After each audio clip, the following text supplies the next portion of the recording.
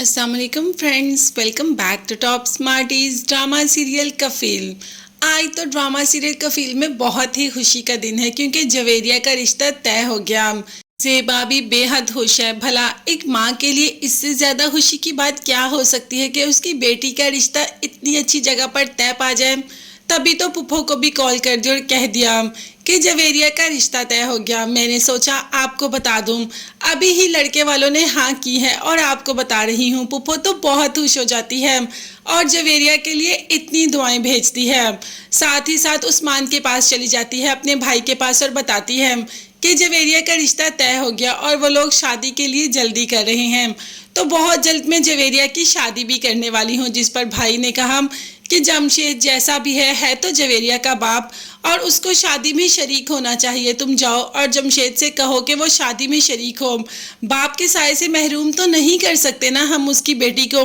बाप अपनी बेटी के सर पे प्यार तो दे ही सकता है ना, इतना हक उसका है। अब ज़ेबा को भाई की बात समझ आ जाती है और सुबुक को लेकर चली जाती है जमशेद के पास, उसे ये बताने के लिए कि उसकी बेटी का रिश्ता तय हो गया।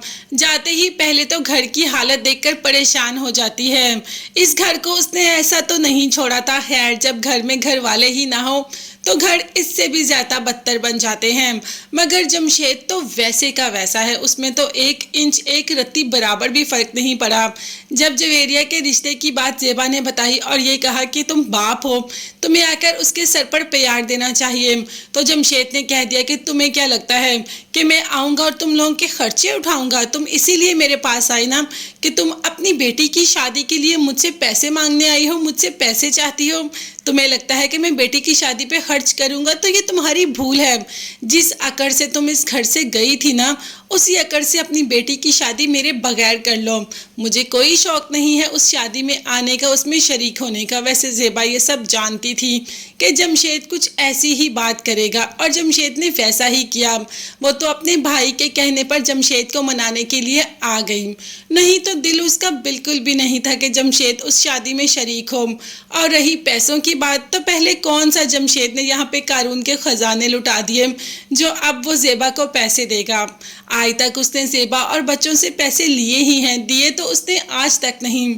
और वैसे भी वो नहीं चाहती थी कि उसकी बच्चियों की शादी, यानी कि उसकी बच्चियों पर उसके बाप का साया पड़े, क्योंकि बाप कहलाने के लायक तो है ही नहीं। फिर भी ज़ेबा चली ही जाती है और वहाँ से शर्मिंदा होकर ही वापस आती है, क्योंकि जमशेद वैसे का वैसे है, उसमें चेंज तो आया ही नहीं। खैर, अब जवेरिया की शादी जमशेद के बगैर ही होगी।